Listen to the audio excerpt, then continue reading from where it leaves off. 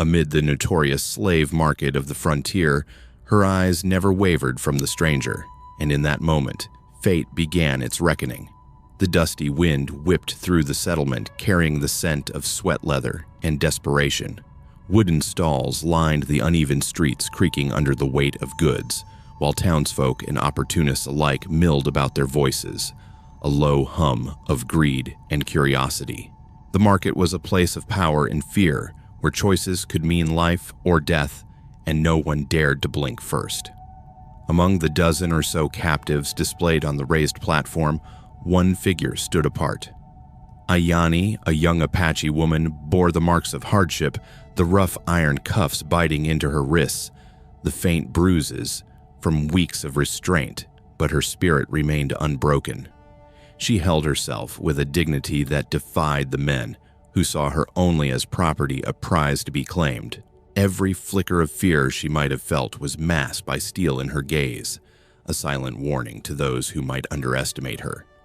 The market-goers' chatter hushed as a stranger appeared at the entrance, a figure cut from the landscape itself, dust-stained coat, worn boots of fine leather, and a presence that commanded attention without a word. Jared Maddox, a former soldier, whose name had whispered through frontier tales like a ghost, stepped into the sunlit square. He did not hesitate, nor did he pause to examine the captives like the others. Where men saw objects, he saw purpose. Where merchants saw profit, he saw a mission long overdue. Ayani's eyes widened slightly, not in fear, but in recognition. There was something about him, an aura of decisiveness, a precision in his stride that spoke of battles survived and vows kept. He approached the platform with quiet authority, drawing the gaze of every onlooker. Whispers rose through the crowd. Who was this man? Why did he bypass all the other captives and stop at her? The market's overseer, a wiry man with a crooked grin and suspicious eyes, stepped forward, his voice attempting to mask the tension. "Sir, I think you misunderstand. There are plenty here, more suitable." But Jared's eyes never wavered from Ayani. He reached into his coat, producing a worn leather pouch that clinked with the sound of fresh silver. The crowd stiffened, noting the strange certainty in his movements, the coins too pristine for this ragged settlement. Ayani's mind raced. She had learned early in her captivity that showing fear invited cruelty, yet a spark of hope flickered now. Could this stranger be her chance? And if so, could she trust him? She knew that the men around her measured obedience with threats and violence, and any hesitation could cost her dearly. Her eyes held his sharp and calculating, silently questioning the intentions behind his calm demeanor. The air between them crackled with unspoken understanding and impending danger. Jared's hand hovered near the cuffs, not to seize, but to release. The tension was palpable. The men surrounding the platform shifted uneasily, sensing that something in this encounter did not follow the familiar rules of their grim trade. A single thought pressed against Ayani's mind. Would she survive this encounter? Could she place her trust in the stranger who had appeared like a storm on the horizon? Every heart in the market seemed to hold its breath, as the two regarded each other, a silent pact forming amid the chaos. The question lingered heavy and urgent. Could Ayani place her fate in the hands of Jared Maddox and escape the grip of her captors? The answer would come not from words, but from courage, resolve, and the choices they were about to make together in the unforgiving world of the Wild West. The scene was set, the stakes were clear, and the stage was ready for a story of survival, honor, and justice that would etch itself into the annals of frontier legend. Jared Maddox moved with a quiet certainty. Through the tense crowd, his gaze locked on Ayani, as if no one else existed. Whispers rippled through the market, the chatter halting in startled gasps. Men who had been accustomed to choosing their purchases with casual cruelty now froze. They had seen many captives, many broken spirits, but none had met the gaze of the stranger without flinching, and none of them had the sharp intelligence and alert composure that Ayani displayed. The iron cuffs that bound her wrists did not diminish the aura of strength she carried. Even in captivity, she had honed her instincts for survival, noticing the layout of the stalls, the number of guards, the shifts in Monroe's men, the subtle signals of those who could be persuaded or overpowered. Her mind was a battlefield in itself, cataloging risks, memorizing patterns, and planning contingencies. She was no passive victim. She was a strategist, born of necessity, trained by the unforgiving desert and years of watching her people navigate danger. Jared reached the platform and stopped before her, producing the leather pouch filled with silver coins. The overseer's eyes narrowed, disbelief etched into his lined face. "That one, are you certain?" he asked, his voice a mix of irritation and warning. The crowd murmured uneasily, sensing the unusual gravity of the moment. The coins themselves, bright and new, clinked sharply as Jared counted them, an almost ceremonial act. Yet the way he handled them, deliberate and confident, betrayed his experience and his purpose. Ayani's dark eyes flickered with curiosity. This stranger, unlike the others, did not see her as property. He saw something deeper, her resilience, her intelligence, her spirit. And in that moment, she understood that escape might indeed be possible, but only if she trusted this man. Her voice, measured and clear, betrayed none of the fear that coursed through her veins. She nodded imperceptibly, acknowledging the silent understanding that had formed between them. Monroe, the market's cunning overseer, sensed the shift immediately. His grin faltered, replaced by a thin line of suspicion. "You're not like the others," he said, stepping closer, his hand brushing the pistol at his hip. "Do you know what you're asking for?" Jared's response was calm, unwavering. "I'm here to end this, and that includes rescuing her and the others in your custody." The tension snapped like a taut wire. Monroe's enforcer, a bulky man named Boone Carter, stepped forward, trying to intimidate both Jared and Ayani. But every movement of Ayani's revealed her sharp perception. She anticipated their shifts, noted their stance, and held herself ready to act. She whispered to Jared in English, a language she had preserved in secret, revealing details about hidden doors, the location of keys, and the number of guards. The revelation stunned Jared. Not only could she communicate, but she had gathered critical intelligence ready to aid her own liberation. Threats and intimidation escalated as Monroe barked orders demanding obedience and compliance. The market crowd recoiled from the rising heat of confrontation. Coins clattered, voices rose, and the standoff intensified. Jared's calm confidence contrasted sharply with Monroe's mounting anger, the air thick with tension. Every eye in the square was fixed on the platform, knowing that the outcome of this exchange could shift life and death in an instant.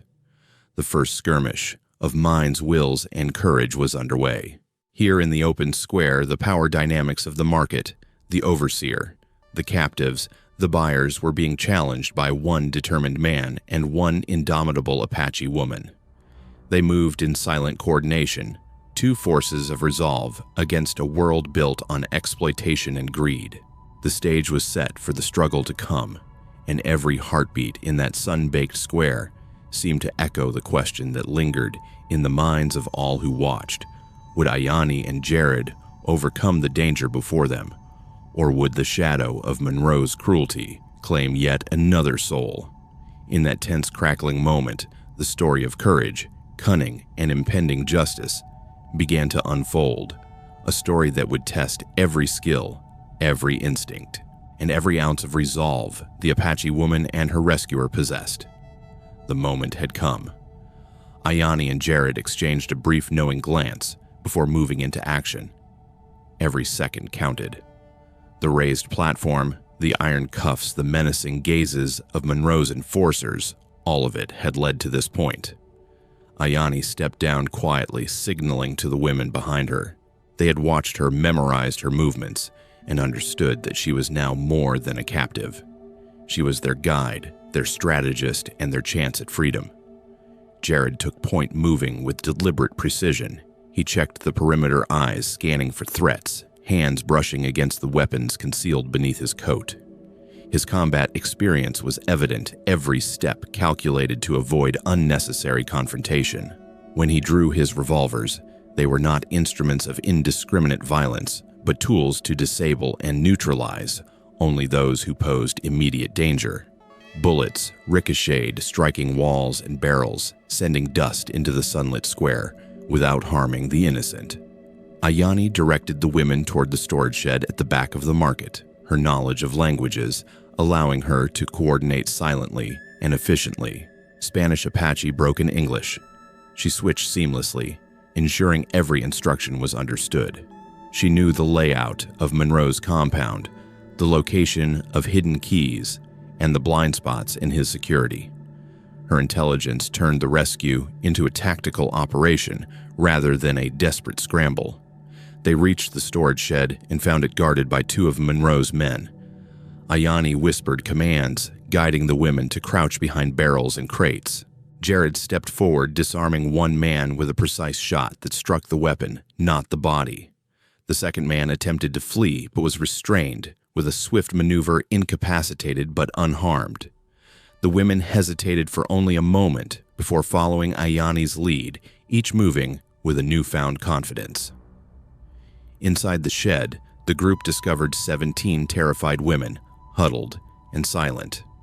They represented tribes from across the frontier, speaking different tongues, but united in fear. Ayani's presence alone offered reassurance. She spoke softly in their native languages, telling them, "We are here to take you home. Stay calm, trust each other, and follow my lead." Her voice was steady, commanding, and filled with authority, born from necessity and survival. Jared assigned positions, instructing the women to move quietly and stick to shadows. The market was no longer just a place of trade. It had become a battlefield. Monroe's reinforcements began arriving, horses thundering across the dirt streets, their intentions clear. The situation escalated, the odds shifted against them, but Ayani and Jared adapted seamlessly. Crates, carts, and the uneven terrain became shields, hiding their movements and allowing them to strike strategically when necessary. Gunfire erupted intermittently, not in chaos, but in precise, calculated bursts. Jared moved like a ghost among the stalls, neutralizing threats with efficiency, never wasting a single shot. Ayani, meanwhile, guided the women, teaching them how to avoid detection and use the environment to their advantage. Together, they became a coordinated force, blending strategy, courage, and quick thinking. Then came the unexpected twist. From the main road, a larger column of riders appeared, clearly organized, better armed, and led with discipline. Monroe's reach extended beyond the market, his corruption linked to higher officials, complicit soldiers, and even politicians. The rescue had become a small part of a larger conspiracy, and the stakes rose with every passing second. Every movement now carried weight. Any mistake could cost lives, and yet retreat was not an option. The air was thick with tension. Smoke from gunfire mingled with the dust, and the cries of men and horses echoed across the square. Ayani's tactical mind remained unshaken. She identified patterns in the reinforcements' approach and directed the group accordingly. The women moved like shadows, using carts, barrels, and buildings as cover. Jared's shots disarmed and disabled, never killing unnecessarily, reinforcing his image as a hero, guided by principle rather than rage. Each encounter kept the audience on edge. Would the women reach safety? Could Ayani maintain control under pressure? How far would Monroe's corruption reach, and who would survive this storm? The calculated chaos, the split-second decisions, and the moral choices created a tension that gripped the story's rhythm, making every heartbeat in the audience feel the danger alongside the characters. By the time they reached the outskirts of the settlement, the group had neutralized immediate threats, freed the captives, and prepared for the next stage of their journey. The market lay in disarray behind them, a testament to the courage, intelligence, and tactical skill that had carried them through. Ayani's leadership had transformed fear into action, and Jared's disciplined strength had ensured survival without sacrificing principles. Yet, even as they moved away from the immediate danger, the shadow of Monroe's conspiracy loomed large. They had won this battle, but the war for justice was far from over. Every step forward brought new uncertainty, but also hope, a hope forged from the courage of a young Apache woman and a soldier who had refused to compromise his honor. As the dust settled and the freed women regrouped under Ayani's careful guidance, a chilling realization dawned on both her and Jared Monroe was not the mastermind. He was only a pawn in a far more insidious game. Through whispers among captured men and scattered documents hidden in the shadows of the storage shed, Ayani revealed the truth. Colonel Morrison, a high-ranking officer thought dead after the chaos at Willow Creek, had orchestrated the massacre that had decimated her village. He had profited from the suffering selling women and silencing witnesses while covering his tracks with the authority of the army.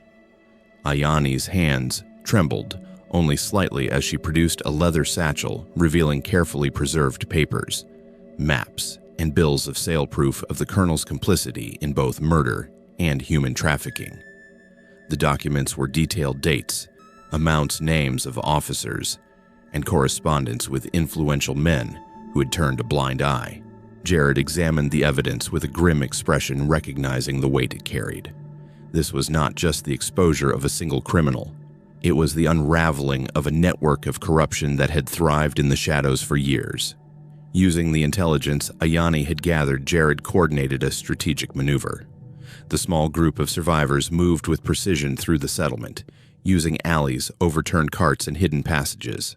Monroe and his enforcers were caught off guard, overwhelmed not by brute force alone, but by the combination of careful planning, intimate knowledge of the terrain, and timing honed through experience.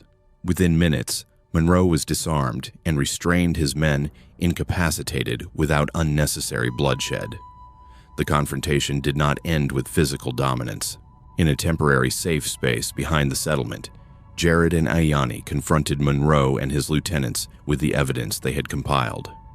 Ayani spoke first, her voice steady, recounting in detail the atrocities committed at Willow Creek, the trafficking operation, and the betrayal of soldiers under Morrison's command.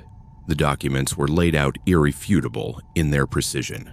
Each page turned another stone in the path toward justice, revealing not only Monroe's crimes, but the complicity of those who had once worn uniforms and sworn oaths. Monroe's protests faltered as he saw the undeniable proof. The enforcers, shaken by the clarity of Ayani's testimony and the methodical planning that had led to their capture, lowered their weapons. Jared's calm authority ensured the prisoners remained, contained, demonstrating that justice required strategy, not mindless vengeance. The freed women watched silently, absorbing the moment their captors stripped of power. Their voices finally heard, their suffering acknowledged. Ayani stepped forward, guiding each of the women in her care. She communicated in their native tongues, explaining the next steps and providing reassurance. Some would return to surviving family members. Others would find new communities that could offer safety and support. Through it all, Ayani's intelligence, courage, and leadership became the thread that wove their fractured lives back together. The women moved with purpose and hope, a stark contrast to the fear that had once bound them. Word of the arrests and the evidence quickly reached higher authorities. Morrison's network was systematically dismantled, investigations launched, and those who had turned a blind eye faced scrutiny. The sense of justice resonated beyond the small frontier town. It was a victory not only for the immediate victims, but for the broader principle that courage, intelligence, and moral resolve could challenge entrenched corruption. Even as the immediate danger subsided, Ayani understood that their work was not yet complete. She had reclaimed agency over her own fate and had become a pivotal figure in restoring justice to a land long plagued by greed and violence. Jared, standing beside her, acknowledged the wisdom of her leadership. Together, they ensured that the freed women reached safety, armed with testimony and evidence that would protect them from future exploitation. In this critical moment, the narrative shifted from survival to triumph. The combination of strategy, intelligence, and moral courage demonstrated that justice could prevail even in the harshest of frontier landscapes. The ordeal had tested every skill, every instinct, and every ounce of bravery. but it had also proven that one resolute woman, aided by allies committed to principle, could alter the course of events for countless lives. Ayani had not only survived, she had led, inspired, and set in motion a chain of accountability that would ripple far beyond the boundaries of the settlement. For the first time in years, the sun rising over the frontier seemed less like a reminder of past suffering and more like a beacon of hope, signaling the possibility of justice, safety, and renewal. The sun dipped low over the wide, untamed frontier, casting long, golden shadows across the rolling plains. Ayani and Jared stood side by side atop a small rise surveying the settlement that had just endured the chaos of confrontation and rescue. Behind them, the women they had liberated moved carefully toward safety, some reuniting with long-lost family members, others finding solace in communities that could finally offer protection. Relief softened their expressions, yet the memory of past suffering lingered in their eyes. In that moment, both Ayani and Jared understood that while this battle had been won, the work of upholding justice and protecting the innocent was far from over. Ayani, once a captive herself, had grown into a remarkable leader. Her courage, intelligence, and unwavering resolve had guided the terrified women through danger, helped them escape the clutches of their oppressors, and exposed the corruption that had thrived unchecked. Jared, a seasoned soldier, had applied his skills with precision and discipline, ensuring that lives were protected and that their mission maintained ethical boundaries. Together, they had not merely survived, they had transformed a corner of the frontier, proving that courage and strategy, when combined with moral clarity, could reshape entire communities. Recognizing their achievements, the authorities appointed Ayani and Jared as territorial marshal and deputy. These titles were not mere formalities. They represented responsibility, integrity, and the commitment to bring order to a lawless land. The frontier remained dangerous, and challenges would continue to arise, but they were prepared. Every choice they made, every action they took would be guided by the lessons forged in the fires of adversity, that bravery is not the absence of fear, but the mastery of it, that intelligence and careful planning can overcome even the most formidable odds, and that cooperation across cultures and experiences is vital for true success. As they prepared to ride forward into the endless horizon, they reflected on what had been achieved. Monroe's network had been dismantled, Morrison's crimes laid bare, and the women were on the path to safety. Yet the frontier still held unseen threats, hidden corruption, and new challenges that would test their courage. And yet hope endured. The strength they drew from each other, the lessons learned, and the moral clarity that had guided them through every trial gave them confidence that justice could prevail even in the harshest of lands. For the audience, the story offered lessons that went beyond frontier adventure. Individual courage and intelligence could change the fate of entire communities. Justice, though often slow and painstaking, could succeed when pursued with persistent strategy and unwavering ethics. Collaboration, empathy, and respect for other cultures were not merely ideals, they were essential tools for survival and progress. Ayani and Jared's journey demonstrated that ethical action combined with bravery and strategic thinking could inspire transformation and safeguard those most vulnerable. The two rode side by side into the fading light, the wide-open plains stretching endlessly before them. Their silhouettes against the horizon captured a moment of triumph and reflection, signaling not only the end of one chapter, but the beginning of another. The frontier remained wild and unpredictable, but with courage, intelligence, and cooperation as guides, the possibilities for justice and hope were limitless. And as their figures disappeared into the golden expanse, the narrator's voice gently invited the audience. If this story has inspired you, follow Epic Western Stories. Share, like, and comment below so we can continue bringing you more stories of courage, justice, and humanity from the frontier. The tale of Ayani and Jared left viewers with a lasting reminder, even in the most unforgiving landscapes, bravery, wisdom and solidarity could change lives, uphold justice, and offer hope for the future. Their story had reached a satisfying conclusion, but its spirit, a call to courage, intelligence, and ethical action, would endure in the hearts of all who witnessed it.